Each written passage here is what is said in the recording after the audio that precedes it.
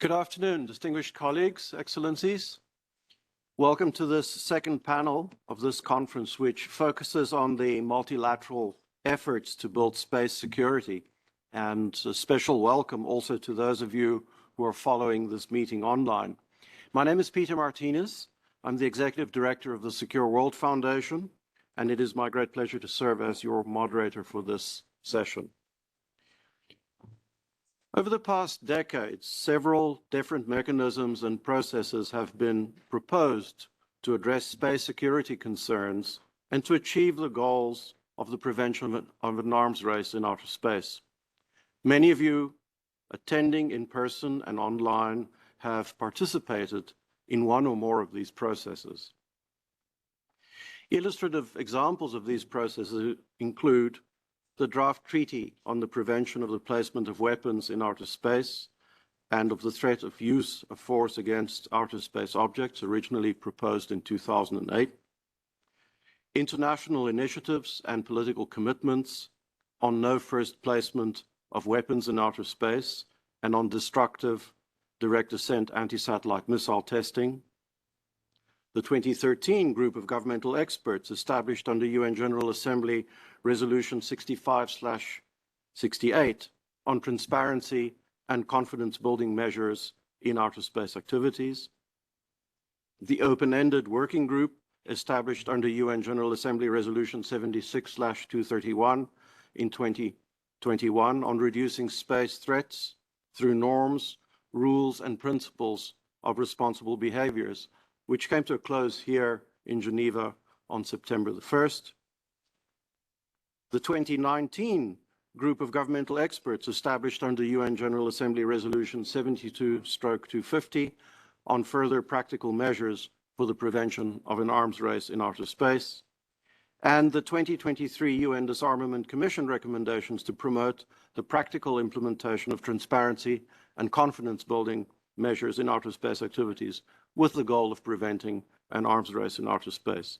So in this panel, we will look back at these efforts to take stock of how these various processes have helped to contribute to advancing our common understanding of what we mean by space security and the measures that may be taken to enhance collective security in space and to avoid space becoming a domain of conflict. In addition to taking this retrospective view, we will also look forward to see what lessons can be taken from these initiatives and how they can complement and inform future steps to achieve space security.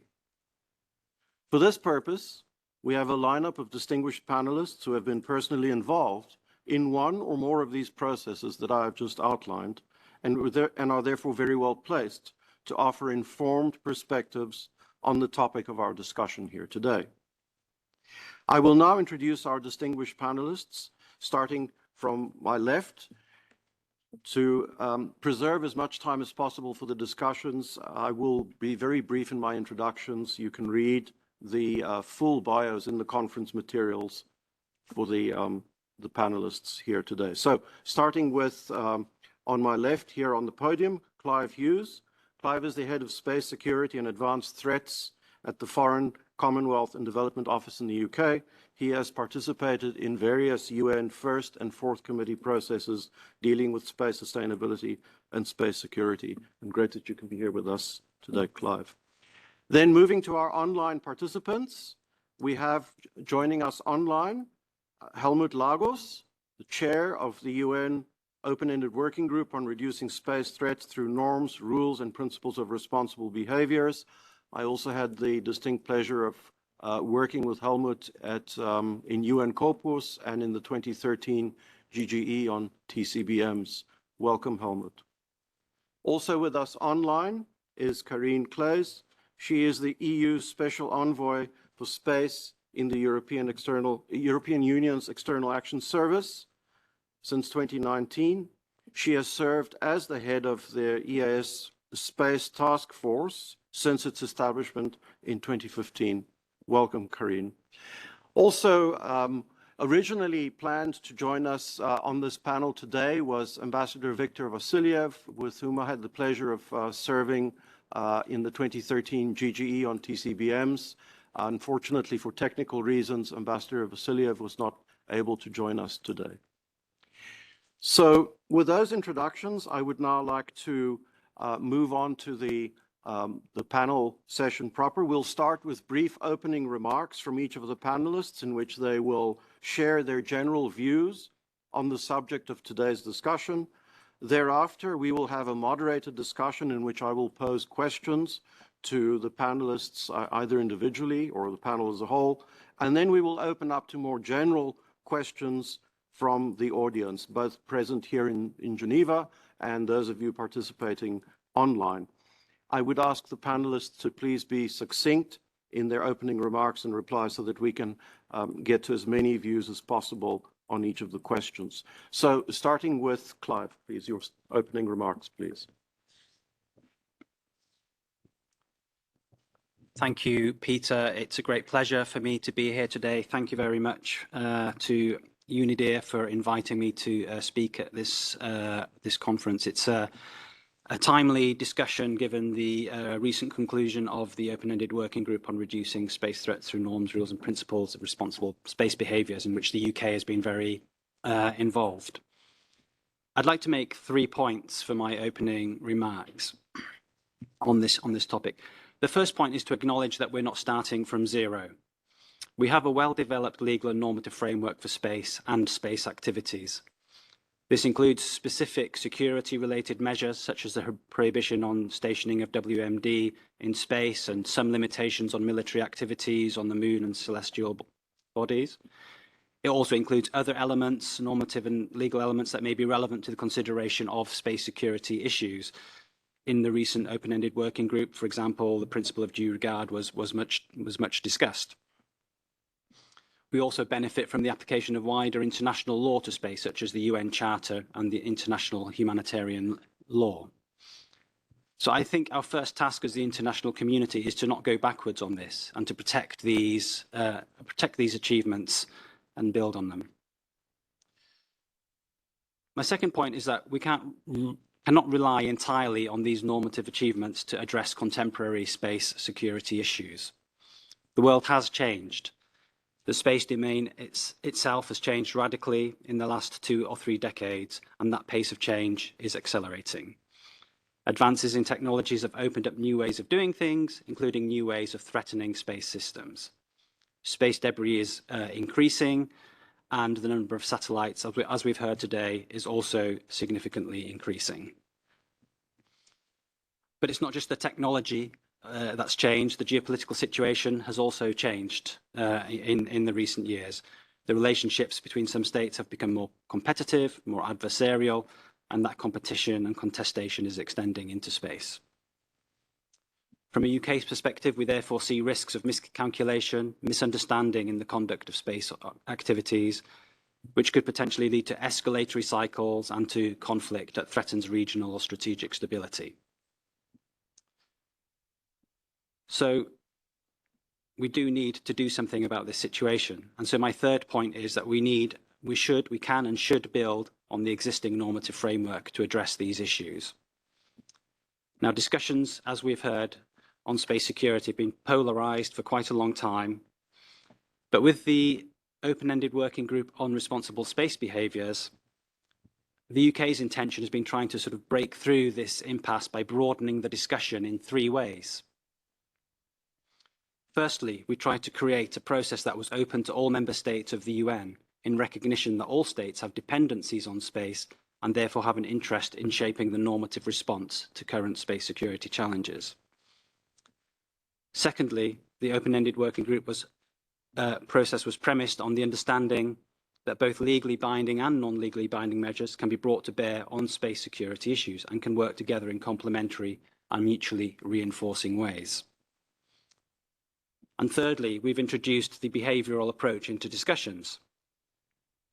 As we've heard, space capabilities can serve both benign and threatening purposes. But it is difficult to confirm the nature of space capabilities, and therefore difficult to say whether this type of capability should be banned or this other one is okay.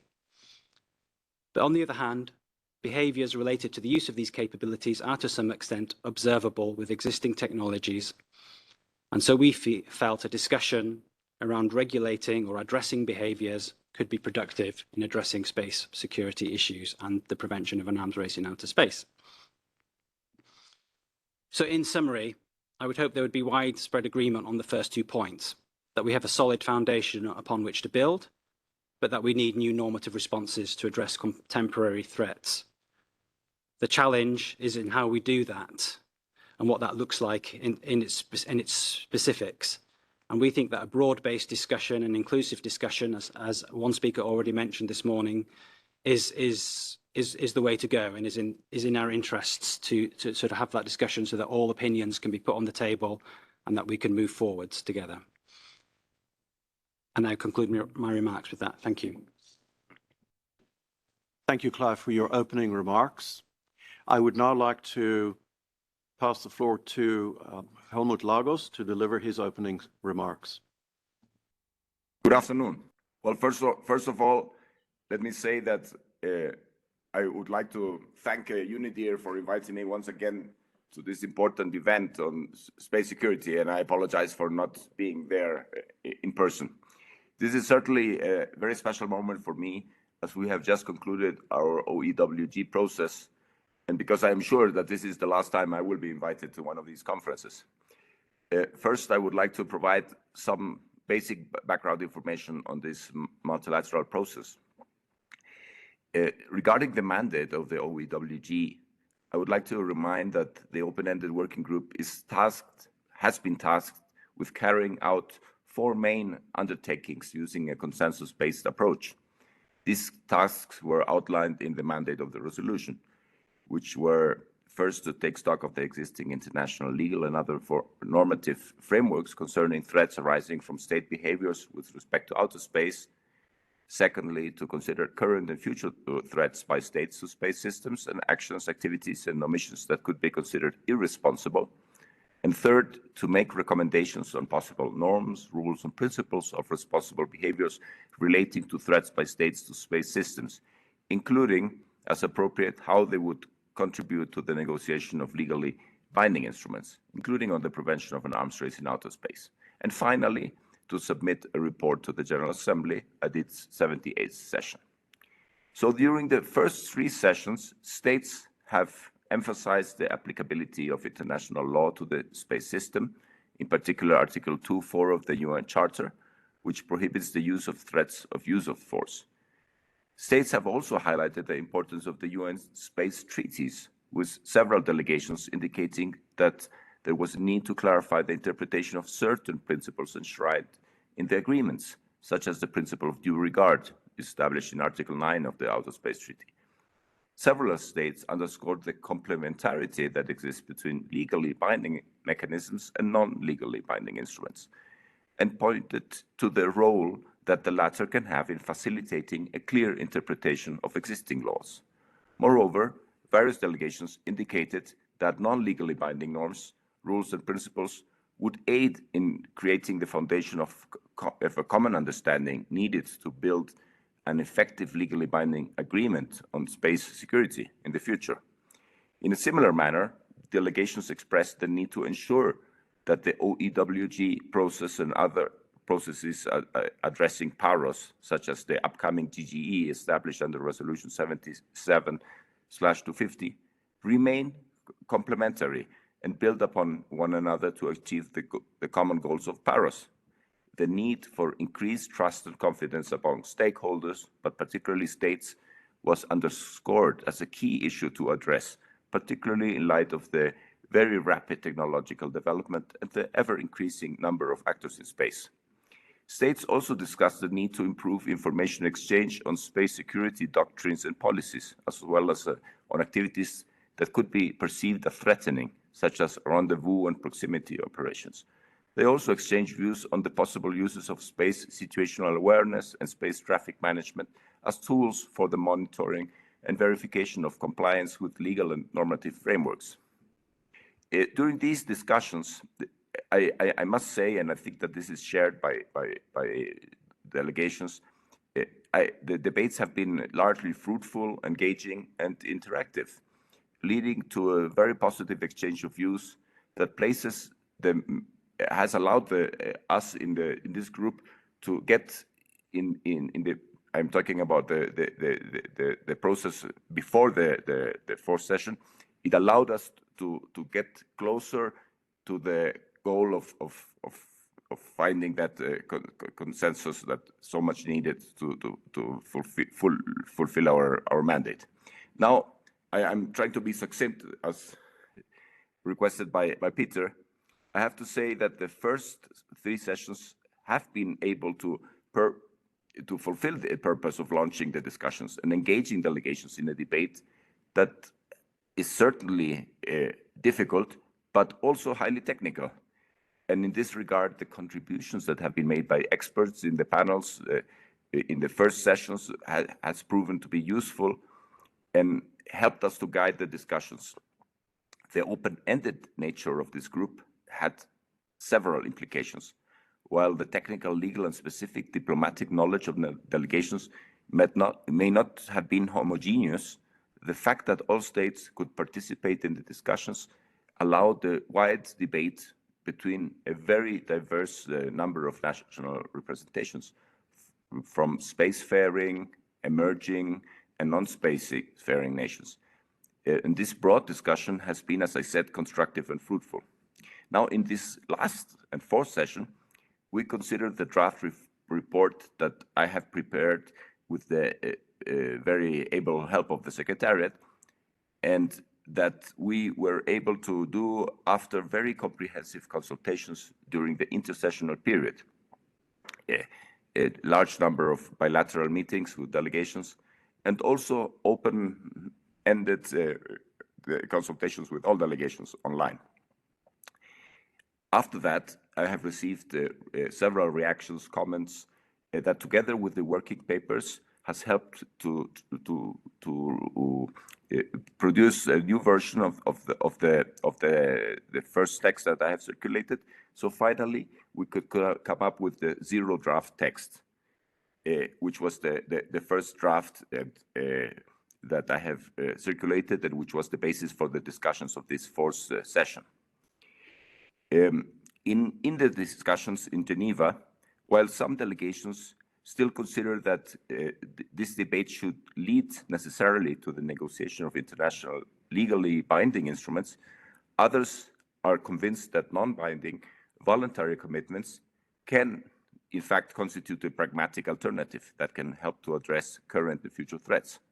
However, dialogue at the OEWG has showcased that these 2 options are not mutually exclusive, as stated in the mandate of the group itself, which urged the group to consider how non-legally binding mechanisms, such as norms, rules, and principles, can contribute to the negotiation of legally binding instruments. In the discussions, while some delegations have insisted in their traditional positions, others have presented innovative proposals and cross-regional initiatives that have received very positive feedback and motivated a stronger engagement by other delegations. Nevertheless, and as expected, the adverse international geopolitical situation has not contributed to create an adequate atmosphere to achieve the consensus result. But I have to say that the level of constructive engagement was maintained in this session. Unfortunately, this was not enough, as a few delegations expressed a persistent objection to the underlying concept of responsible behaviors. And one in particular, one delegation did not accept the report that made reference to this approach in the report, which made the complete fulfillment of the mandate impossible. So now a few preliminary conclusions of the process. As described, the mandate of the group is very clear. The group needed to submit a report to the General Assembly with recommendations on possible norms, rules, and principles of responsible behaviors relating to threats by states to space systems, including, as appropriate, how they would contribute to the negotiation of legally binding instruments, including on the prevention of arms race in outer space. One of my main challenges as chair has been to motivate all delegations to engage in these discussions and overcome some long-standing mistrust among some of the main spacefaring nations in particular.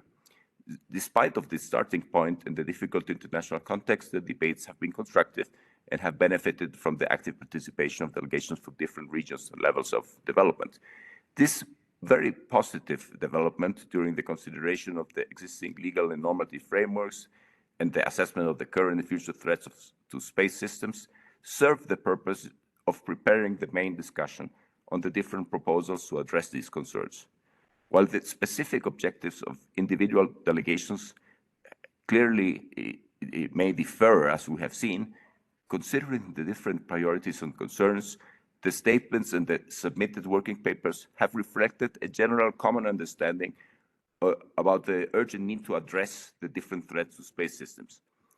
And I would also like to say that this approach of this OEWG, which is focused on non-binding mechanisms of responsible behaviors, has been endorsed by a wide number of delegations, which has confirmed the important support expressed during the discussions adoption and the adoption of the Resolution 76231. The work of this group has also prompted some states to unilaterally issue voluntary, non-binding commitments to not test direct-ascent kinetic anti-satellite capabilities. And in this regard, several delegations have expressed support for proposals of recommendations of the OEWG report in line with this commitment, and may have clearly seek to include them in some manner in the final report. This has created a strong momentum on this key issue, but we have also made an effort to complement this concern with other proposals on other perceived threats as well, aiming to achieve a balanced report that can actually satisfy the main concerns of all delegations. In order to achieve the necessary consensus, we have also tried to take into account all the different elements contained in the mandate of the carefully drafted resolution. And this important condition implied that even though it was difficult to include the recommendation for a specific legally binding instrument in the draft report, eventually some of the ideas on the way forward, as well as the common understanding of such ideas, has actually given hope to set in the future the foundation which is necessary to build future initiatives for space security, including legally binding instruments. As in all diplomatic negotiations, in order to reach the desired breakthrough, all parties had to make concessions. In the end, without the required political will, it was impossible to reach the consensus the vast majority of the group was working for. Despite of this process has succeeded, I would say, in generating a more open and innovative discussion about a very complex topic. And even though the formal outcome is not the consensus report of the General Assembly that we hope to achieve, the constructive and open debates have inspired many delegations to engage in this topic and these discussions, and I am sure that they will continue in another format. There is no turning back for those delegations that have finally realized that all states, and even all persons, are stakeholders, as it is in everyone's interest to preserve the peaceful and vital uses of outer space activities. I finish there, and I apologize for being a bit too long. Thank you very much, Helmut, for your opening remarks and for giving us a comprehensive overview of the OEWG process. And no doubt we will return to that during the discussions in this session. I would now like to turn the floor over to Karine Claes for her opening remarks. Karine, the floor is yours. Thank you very much, Peter. And let me also start by thanking UNIDIR for organizing the conference, annual conference, and this panel in particular, and for asking me to intervene in the panel. As we all know, the outer space has witnessed, and it was also recalled by the previous speaker, witnessed a concerning surge in security challenges over the recent years, and this trend shows no sign of abating. This escalation poses a significant threat, not only to the long-term sustainability of the space environment, but also to the safe and secure operations and to the essential services on which the global community do rely on. Thus, improving space security today is paramount, as all states, be them spacefaring nations, emerging nations, or non-space nations, are increasingly reliant on space systems and services. And I'd like to insist here very much on the responsibility we all have, notwithstanding geopolitical rivalries, towards all present and future generations.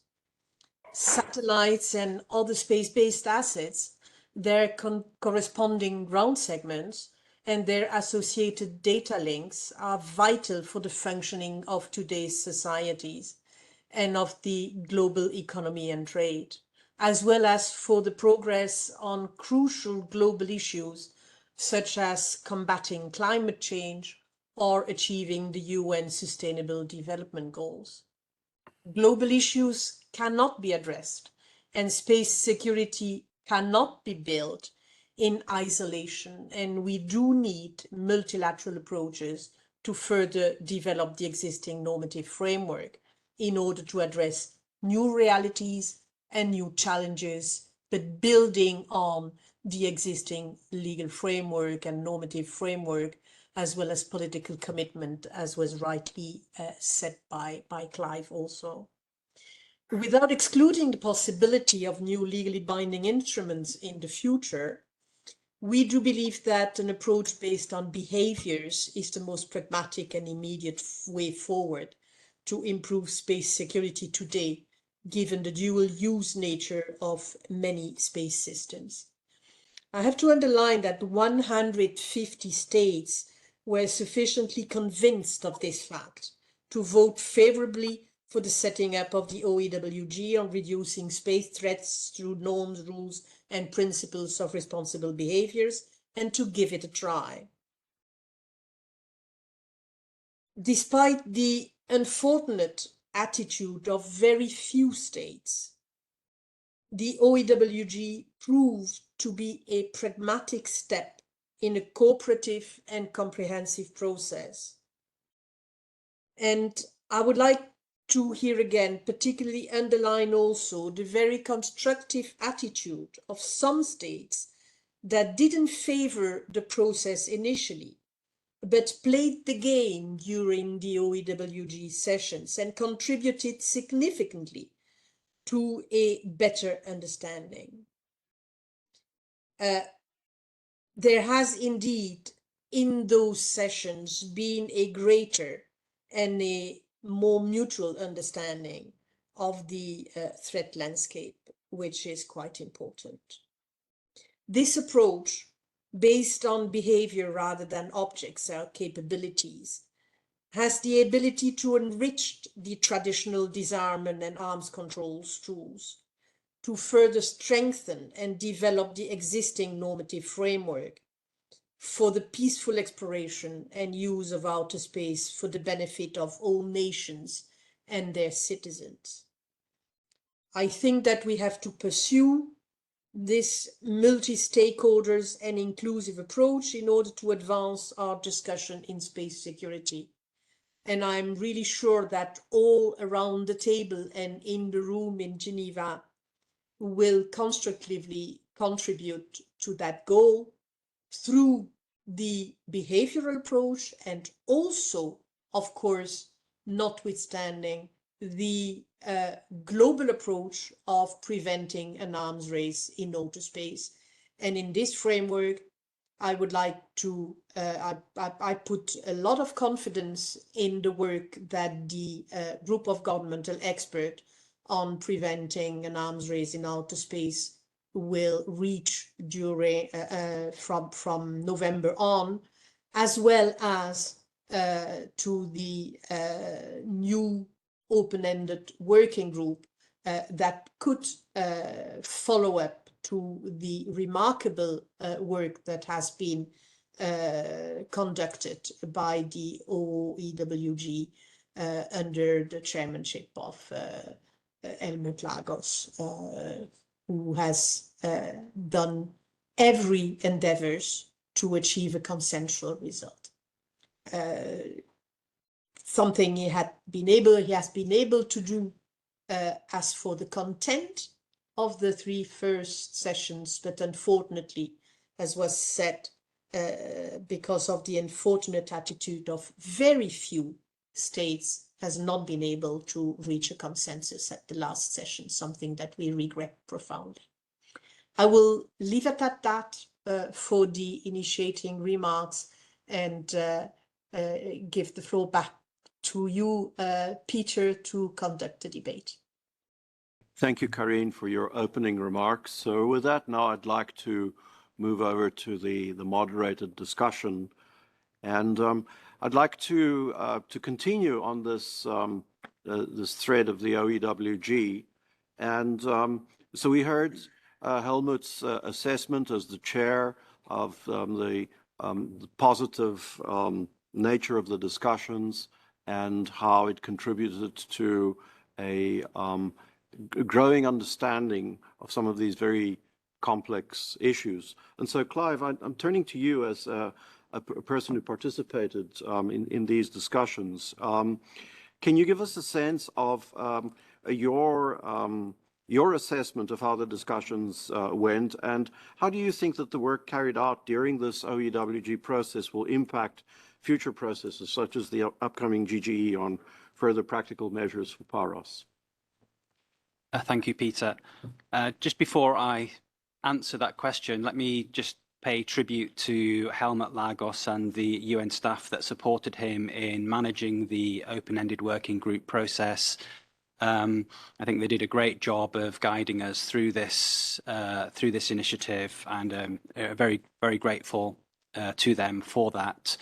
I remember thinking after the third meeting of the open-ended working group, where so many ideas were put forward for new norms, rules, and principles of responsible behaviour, that I was really pleased with that. Even though we didn't really like all of them ourselves, you know, from a national perspective, it was really great to see so many ideas put forward. But at the same time, I didn't really envy the task that Helmut and the team had of amalgamating and sort of making sense of all this. And so.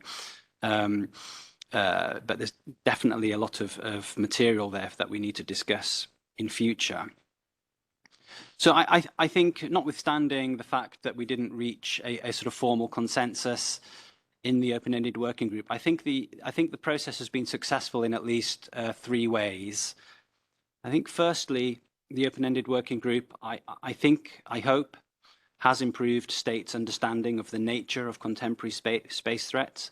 I think there is a better understanding now that space threats are not just about weapons in space, but about the use of capabilities, whether based on Earth or in space, to threaten space systems.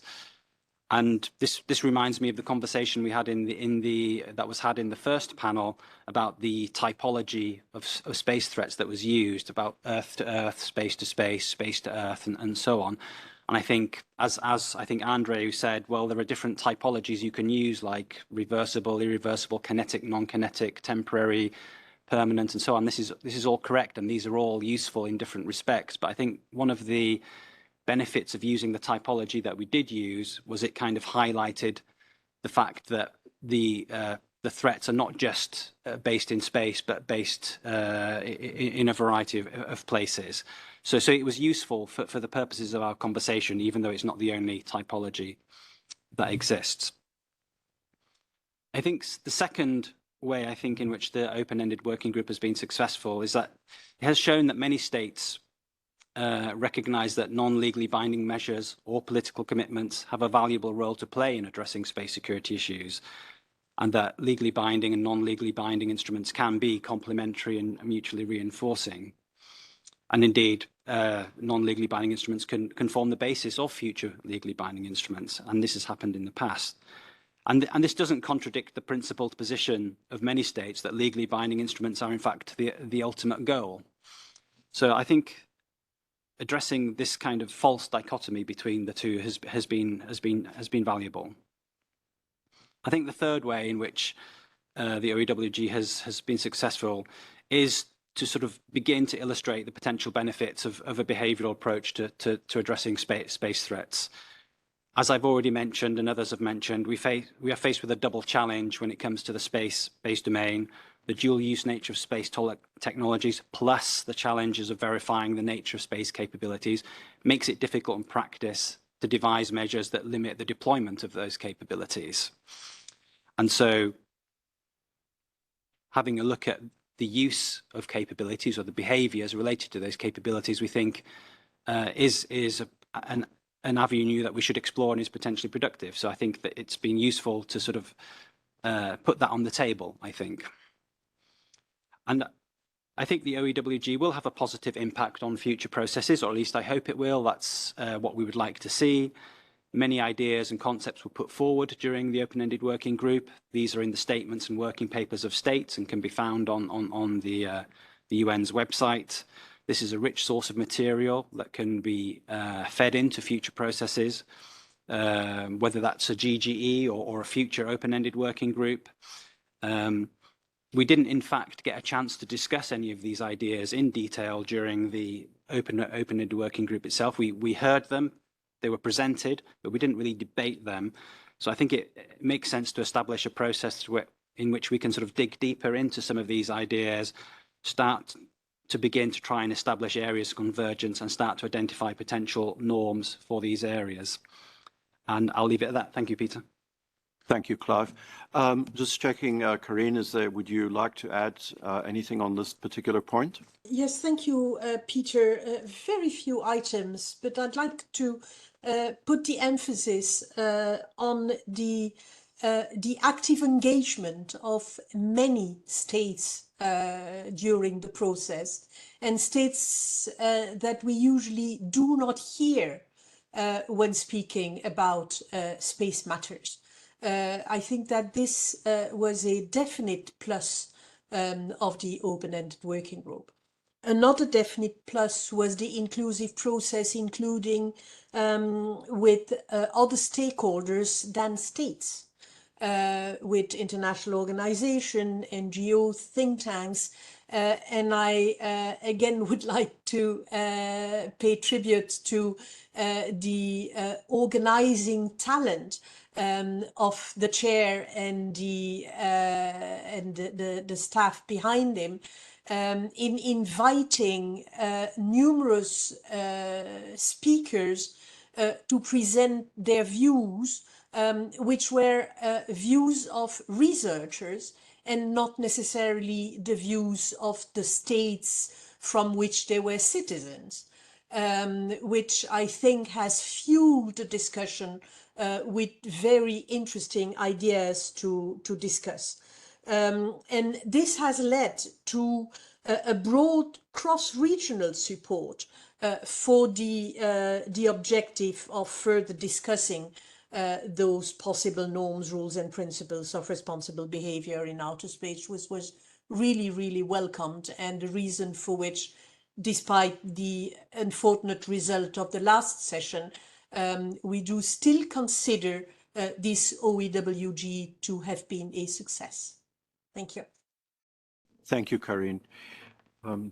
Turning now to Helmut, if I may. Helmut, you have had extensive experience in participating in several of these multilateral processes. And so from your perspective of having participated in several of these and now having chaired the OEWG very capably, how do you assess that this OEWG differs or resembles the past initiatives such as the 2013 GGE on TCBMs or the 2019 GGE on further practical measures for PAROS? Thank you for the question. I think that if we compare this process with previous processes and also the upcoming GGE on PAROS, there are some important differences that we could highlight. I think that, first of all, the open-ended nature of this process made a difference, because one thing is to say it is open-ended, which means that all states could participate, which is a traditional approach. We try to do things as non-traditional as possible in this process, because the traditional way that we have addressed these issues in the last 40 years has really not been successful. It has been a repetition of arguments, and those of us that have been delegates to the Conference on Disarmament, we know about this. We did not want to repeat the mistakes of previous processes in that regard. So we took the open-ended nature of the mandate of this resolution 76231 very seriously. And open-ended for us was not only that all states could participate, but also to include and involve as many stakeholders as possible, particularly considering that this topic is extremely complex, that it is developing in many different ways, and that sometimes the discussions that take place between states, among states, and among academics or people from the industry, many times these are parallel processes. So there are parallel discussions and many things are going on, and we try to put them all together. So that's why I appreciate the fact that Karine mentioned the presence of these experts. I think that this is very, very valuable, and it does make a difference with the GGE, which, as we know, is a limited number of experts from a limited number of states, which also has its merits. I'm not trying to undermine those processes, but it does make a difference. Now, another obvious difference, which also has been mentioned today, is the approach which is based on behaviors more than capabilities, as is the traditional approach. And this approach based on behaviors of states has been the main underlying approach in our discussion. And the traditional approach, which, as I said, is the one of the last 4 decades, is based on the capabilities of states. So I think that this has made a difference, because it really constitutes, as I call it, a change of paradigm. It's a different paradigm that has allowed to have a more refreshing debate. But that said, there is obviously some important mistrust to still needs to be overcome. But I do think that it is important to mention, as has been said today by other speakers, that for those of us that were in the 4th session, and believe me, I was there,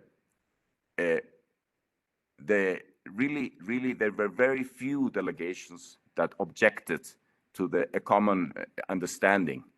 And the overwhelming majority, even more states than actually supported the resolution, were really engaged in the discussions in a positive way. And in that sense, I really would like to commend particularly those delegations that did not support the resolution. Most of those delegations were actually very constructive and were willing to go all the way to the consensus report. So in the end, it was only one delegation that objected to the consensus.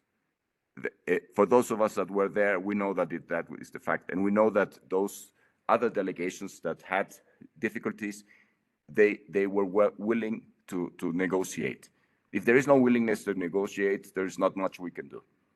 But I would like to stop there, but I think those are the main differences with the other processes. Thank you, Peter. Thank you, Helmut. Clive, I think you also had some thoughts on this topic.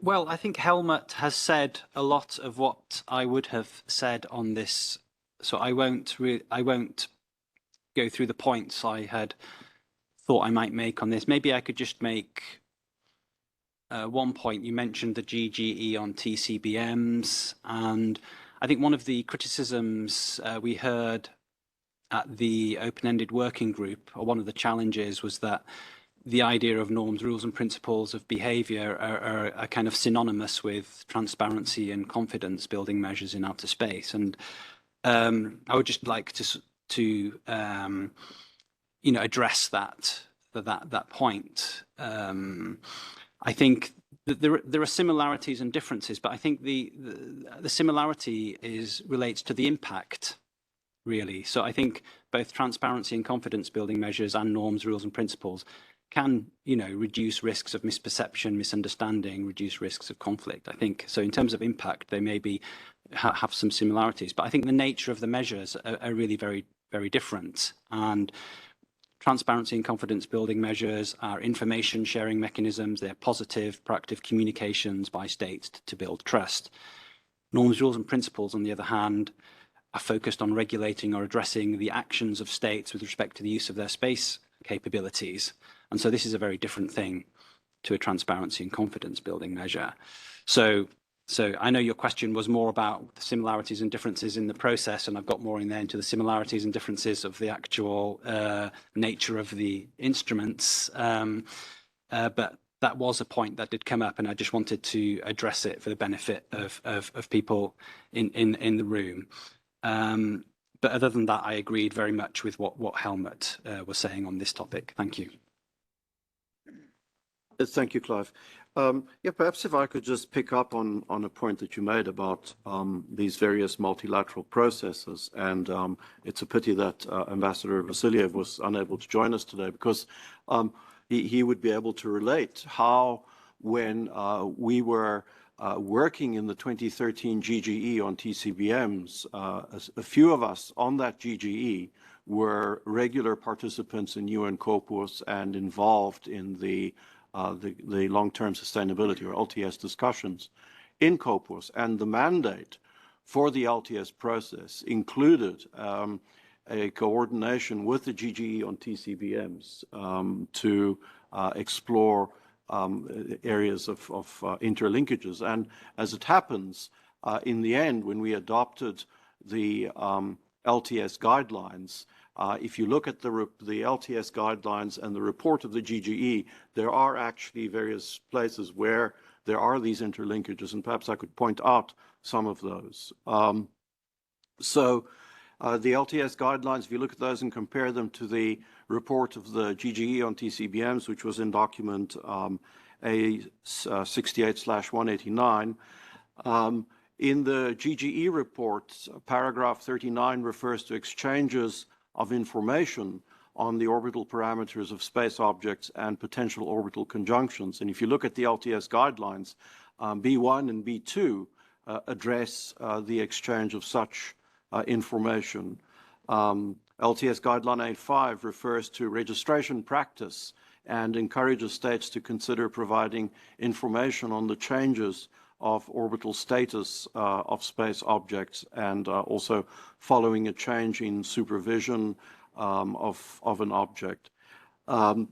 Looking further in the GGE report, paragraph 40 of the GGE report refers to exchanges of information on forecast natural hazards.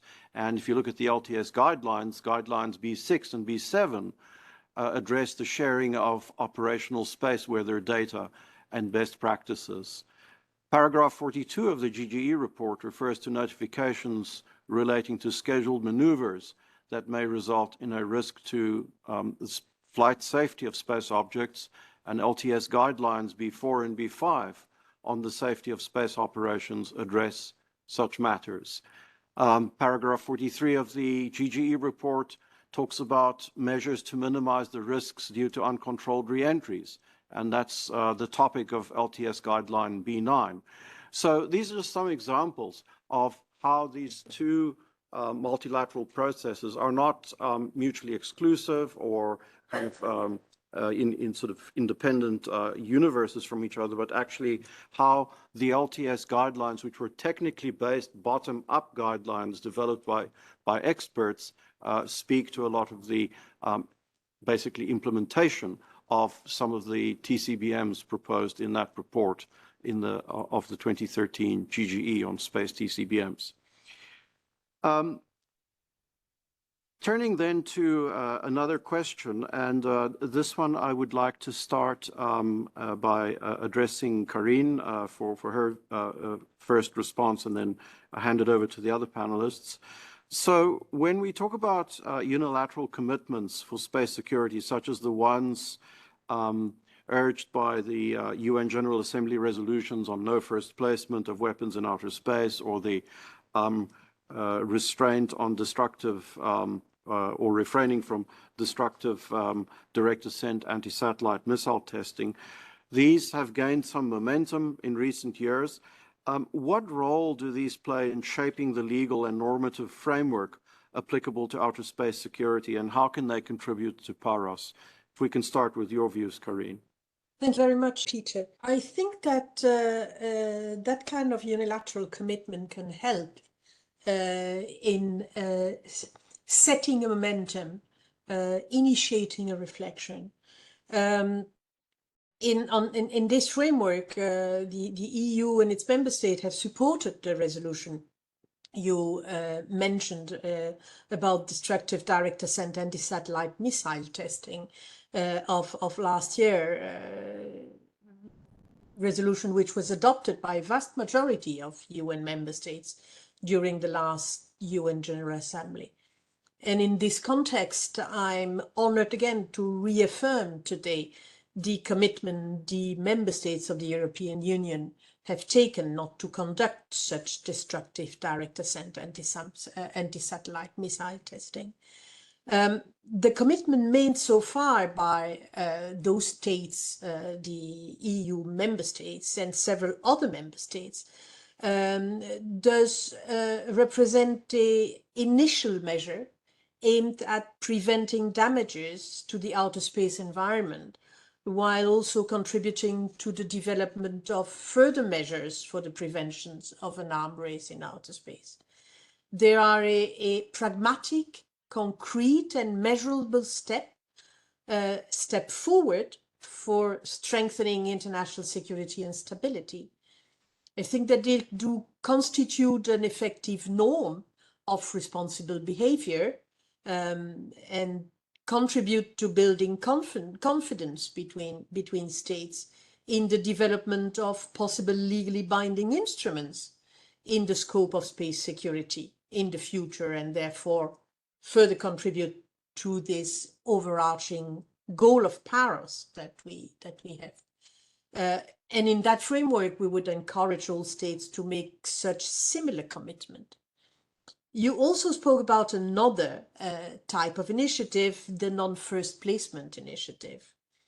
We do share the view that we need further measures for the prevention of an arms race in outer space, but we had doubts on that latter initiative, I must say, as the non-first placement initiative does not seem to really address the difficult issue of defining what a weapon in outer space is, the thing that it is supposed to prevent. Nor does it address the threats and security risk emanating in orbit to other space systems, or possibly interfering with each other.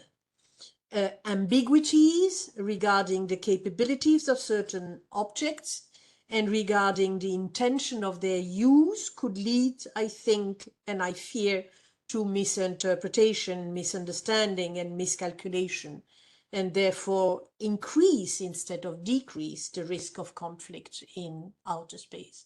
So therefore, I think that the commitments that member states of the United Nations should propose should be rather simple, straightforward and well defined. And we think that that was the case for the last initiative on destructive direct-ascent anti-satellite missile testing. Thank you. Thank you, Karine. Clive, did you want to add any thoughts on this particular point? I think Karine has covered a lot of the points that I would have made. I mean, I think unilateral commitments can be valuable.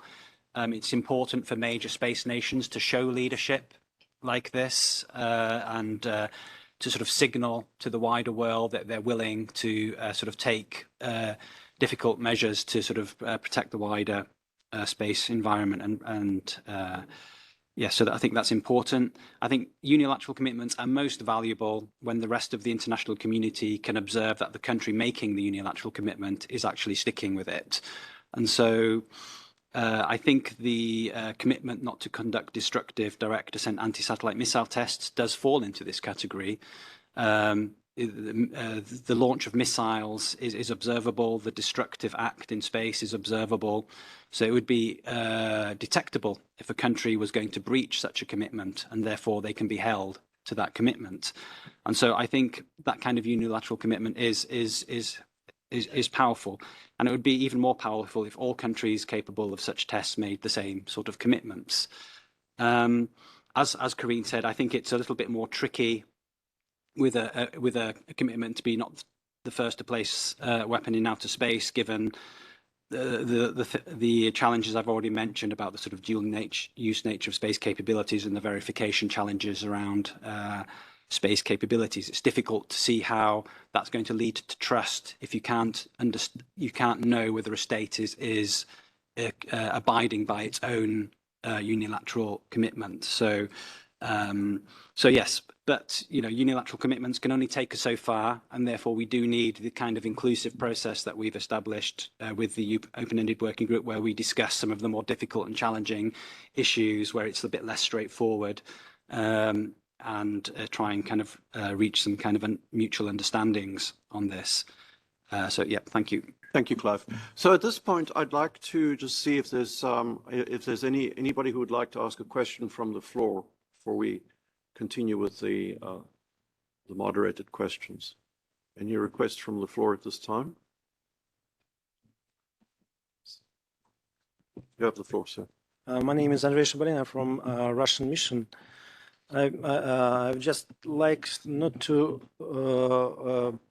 make some questions, but to respond to some assessment. First of all, as to this notion that 150 states supported this idea, the resolution on creation of open-ended working group on threat and responsible behavior, I do not agree that all those states are agreed to support this concept of responsible behavior. Yes, it was an attempt to give a try to this open-ended working group, but it doesn't mean that they supported all the concept. And as we see that during the open-ended working group, countries were not able to deploy consensus on this concept. And I'm really surprised to hear that some of the EU officials mentioned this, that few states were to whom blame for this failure. I can remember you the outcome of GG on PAROS in 2019, when only one state was behind the failure. So that's why I would ask everybody to be very cautious about consensus and about inclusiveness and multilateralism. Thank you very much. Thank you. My son, and then distinguished delegate from China. Thank you. And first of all, I would like to express my appreciation for the distinguished panelists for their very insightful and thought-provoking presentations. I have a question directed mainly to my dear friend and colleague Helmut Leges, a person whom I had the privilege of working with a very long time ago in Vienna. And of course, I sincerely commend him for the tremendous effort that he invested in leading the work of the recent open-ended working group for 2 years in a row.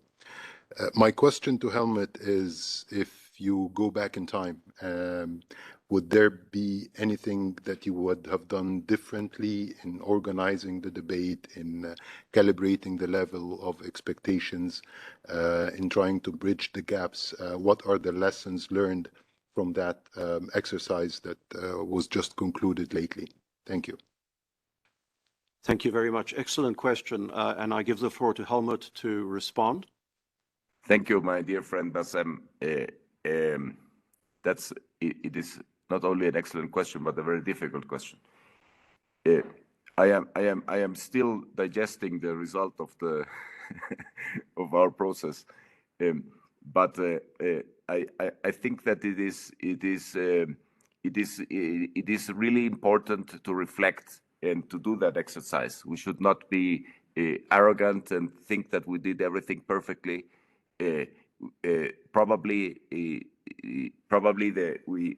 there are things that we could have done differently.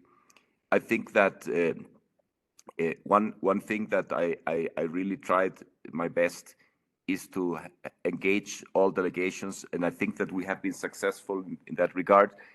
But that said, I think more could be done in trying to reach out to all delegations from different parts of the world. I consider that it is already very satisfying to see that we were able to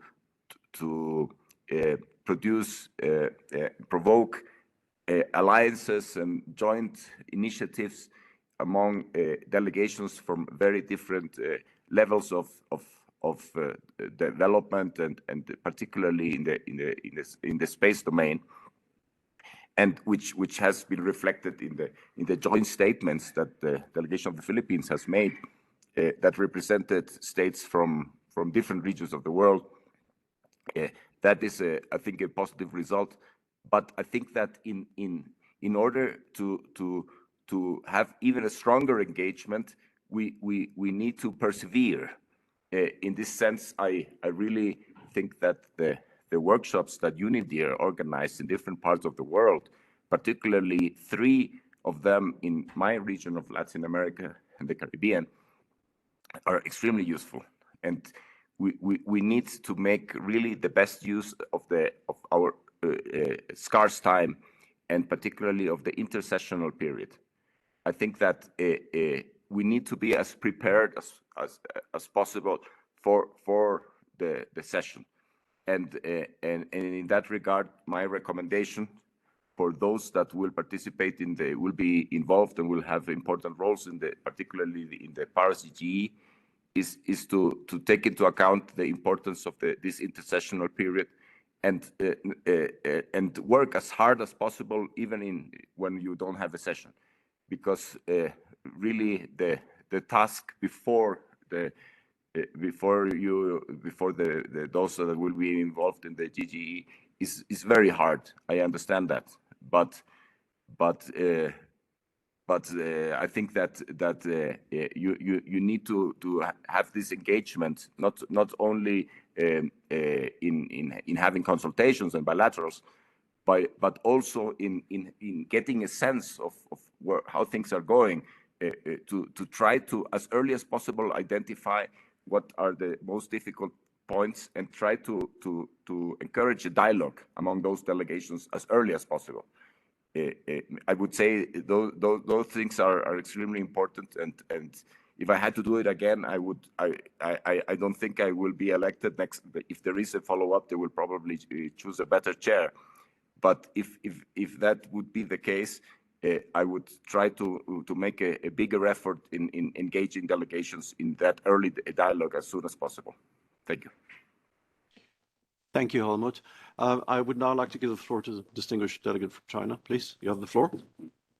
Thanks, moderator, for giving me the floor, and thanks for the very informative presentations by the panelists. And also, I would like to express my appreciation to Mr. Lagas. I think you already tried your best. You are a good chair for the OWG. I want to make some comments and a question. And my comment is that I think we have talked about the format of the process, like OWG or GG. I think they have their own merits. Just like Clive said, is inclusive. We can just incorporate some more countries to this process. But I would say the GG has its advantage in terms of effectiveness, efficiency, and also the experience of success, just as we did in 2013 on the TCBM. And that's the first point. The second point is, I think when we say the different processes are not mutually exclusive, they can complement each other, but it doesn't mean that they have same value in terms of the achieving the goal of PAROS. Just as we have had a consensus report this year, which reiterate I think the consensus that the TCBM could complement and contribute to, rather than substitute the negotiation of legally binding instrument on PAROS. And the third point is that when we talk about whether a process is good or bad, I think we should have a unified standard or principles. I would like to propose 4. That is, first, the comprehensiveness. You know, when we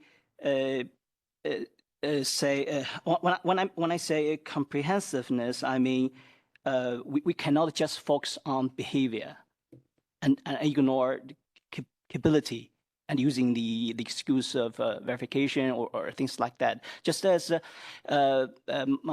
my Pakistani colleague said this morning, if we just focus on behavior and ignore capability, that means we're encourage some states to develop kind of some military counter space capability. I think that will have a very negative implication to the the arms race in outer space. I think that will have a very negative implication. And then when I say objectiveness, the second sentence should be objectiveness, objectivity. I mean, we cannot judge a behavior using responsible or irresponsible, and we should use legal, illegal. That the boundary would be more clear and less objective. And a third standard should be balance. I think when I say balance, mean we should consider, each other's concern on security in a balanced way, not just selectively, choose some, threat or norms while ignore others, which is the concern of others. And last point, the last principle should be inclusiveness. I do see the merit of OEWG in terms of inclusiveness, but I think the GGE we can when we said that, we cannot say GGE is not inclusive, because we have some open process between the two sessions of the GGE, and also we don't oppose. We're not we're not against choosing in an inclusive way. I think after the GGE, after a very effective, efficient, and comprehensive discussion on focusing on PAROS, I think inclusive, comprehensive process could be a way, for just enhancing the complementary or say synergy between different processes. And having said that, I will propose. I will have two questions. One is, considering the different values and merits of different processes, and how, and also I noted that the call from the international society that we should have a inclusive process. So how can merge or say strengthen the synergy between different processes to have a more comprehensive, inclusive, and more focus on the goal of PAROS. I mean, and also the negotiation of legally binding instrument on PAROS, which is the core of the international society. This is one question, and the second one is about the initiative, the U.S. initiative on the destructive direct-ascent, anti-satellite missile testing. I do recognize some, panelists, Ms. Carring and said just listed the merits of this initiative, but we have to say it's a very narrow, and such initiative should be proposed 60 years ago, before any test happened, and the question is, what is its implication to this space security, because it's only prohibits or say ban the testing while ignore development and deployment. I think that's kind of for me, it's a kind of encouragement for such a behavior. I mean, development and deployment and use. So the question will go to Mr. Clive and Karen. Thank you. Thank you for your two questions. So I will, I'll pass the floor to Clive to respond first, and then to Karine. Clive, the floor is yours. Thank you very much. Let me first just address the, I think it was a comment, I'm not sure it was a question from Andrei from Russia. He, I think quite correctly said, just because 150 states vote for a resolution doesn't necessarily mean that they're going to agree with the details of what you're trying to achieve. And I guess that can be said for any initiative that has a UN resolution attached to it. But I think at the end of the open-ended working group, from our analysis, I think we did detect, increasing numbers of support for the idea of looking at addressing state behaviours from a threat perspective. So even though we can't say that 150 states support responsible space behaviours, I think at the end of the process we could say there was a significant number of states that are open to it, and indeed proposed specific ideas related to that during the meeting. Then coming on to the very interesting, comprehensive comments and questions from Lai Yang and from China. Thank you very much. That's very thought-provoking, and I will do my best to sort of answer these on the cuff now. I think, yes, we can all agree that inclusiveness is good, but I agree with you, there's a bit of a risk that we sort of then inadvertently denigrate GGE processes, which can have their own value and be useful. So when we sort of celebrate the inclusiveness of the open-ended working group, we don't mean to disparage or imply a lack of inclusivity or a lack of effectiveness for groups of governmental experts. But so there is a discussion to be had there, I think, about how you bring synergies between different types of processes and the mandates, I guess, of those processes. So it's not just the nature of the process itself, whether there are more countries or less countries, but what is the mandate of each of those processes? Do those processes then feed into each other, or is one saying, no,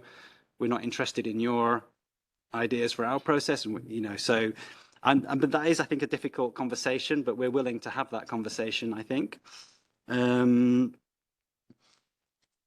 So let's try to find those synergies between different processes. Then on the, I think the question concerned the sort of the proposed narrowness of the direct-ascent anti-satellite missile testing commitment, and that it should have been proposed 60 years ago. I mean, I suppose that's right. I think, but I think the situation has changed significantly in the time. I mean, we do have a lot more satellites in orbit now. We do have a lot more debris in orbit. So the consequence of a test is significantly greater now. And so I think there is merit on focusing on trying to limit destructive testing. That doesn't, but then that still does leave the question that you pose about the development and possession of those types of capabilities. And I suppose at the end of the day, if states perceive the need to have such a capability, they need to be persuaded there is no need to have that capability. And so that is a difficult conversation that would need to be had in this type of UN process. And I note the 4 principles: comprehensive, objective, balance, inclusivity. It's difficult to argue with any of those words. They all good words that we would normally, I think, agree with. I think there was a slight implication on your sort of, with respect to your comprehensiveness principle, that we sort of use verification as an excuse to sort of dismiss the idea of capability limiting approaches. And I don't see it as an excuse. I mean, we have sort of genuine questions posed around how you do this, but we're not necessarily hearing very good answers to those questions at the moment. But we've got the GGE on PAROS coming up. That's something we can get into in detail on that, and that'll be really useful. And I really look forward to having those detailed conversations on that. Thank you. Thank you, Clive. And I see we're almost up against the time limit for this panel, but I would like to give the floor to Karine for her thoughts on the question posed by our distinguished Chinese colleague. Karine, the floor is yours. Thank you very much, Peter. Just a very few answers to the various questions and to also your comments on the mutually feeding, if I may say so, processes of the LTS and TCBMs, so the processes in Vienna, Copios, and in Geneva and New York. I think that those two processes are complementary also. And as was said by several interventions, Clive also, the situation of a the present space environment, which is much more full of satellites than it was before, makes or has a consequence that the two approaches do converge, because the security also needs the space environment to be sustainable and reasonably free of debris. So there are trends that do cross over. Concerning the comments made by our distinguished colleague from the Russian Federation, yes, I did say that 150 states were sufficiently convinced to give it a try. Not more than that. They wanted to give it a try, and that's what we've done. And I think that this has proved very, very useful because of the possibility to exchange views and therefore to increase the mutual understanding, which is at the basis of everything. And this does not at all go against the ultimate goal of a legally binding instrument. For a legally binding instrument, we need to be clear, for instance, on definitions. And for that, we need to speak to each other and to understand each other exactly of what we mean by the various words that we're using. The OEWG was very, very useful for that. And this process will continue to be very useful for that, for our ultimate goal. On the question posed by our Chinese colleague, yes, the two formats have their respective merits. The experts on the one side in the GGEs and a limited amount of people so that they can have very profound discussions and then submit their reflection. And the open-ended element to have some fresh air also. As Helmut said, it was a refreshing way of dealing with the matters of space security that we've experienced. So I don't want to see one competing with the other, but very much a a complementary process and indeed strengthen the synergies between the two processes. I do completely agree. Finally, on the narrow initiative of the destructive direct-ascent asset test self-ban, I do agree that this is narrow. And I would welcome another narrow initiative coming from another member state of the United Nations, also very precise, very defined, that could be verifiable quite easily, and that other member states of the United Nations can then join in also a unilateral initiative. The advantage, if I may say so, is that that kind of destructive direct-ascent testing, according to my knowledge, 4 states have done that in the last 20 years. None of them were member states of the European Union, so I can welcome the commitment taken by the member states of the European Union that have never done so. Thank you. Thank you, Karine. So our time is caught up with us, but I do want to recognize Jessica Tock from the US. Her placard has been up for some time. So Jessica, I'll take your question as the last one, and then we'll respond to that. The floor is yours. Hi, I'm Jessica Tock from the Department of Defense of the United States. It's a little bit more of a comment than a question. So with regard to the US initiative, I would just, and we heard from our distinguished Chinese colleagues state that this should have been proposed 60 years ago. I think that I would just like to say, and hopefully this is just sort of an uplifting way to end this, but to say that I believe that there's a Chinese proverb that, quote, the best time to plant a tree was 20 years ago, and the second best time is right now. And so that is the spirit in which we offered this resolution. Thank you. Thank you, Jessica. And on that, I think actually uplifting note that reminds us why we are all here in these multilateral discussions, I will draw this second panel to an end. I just want to thank all of our panelists for their thoughtful remarks, and you, the audience, both here in Geneva and online, for following the discussion and for the interesting questions, and also to thank the organizers at UNIDIR for putting together an excellent event. Thank you very much. This concludes our panel. Thank you, everyone.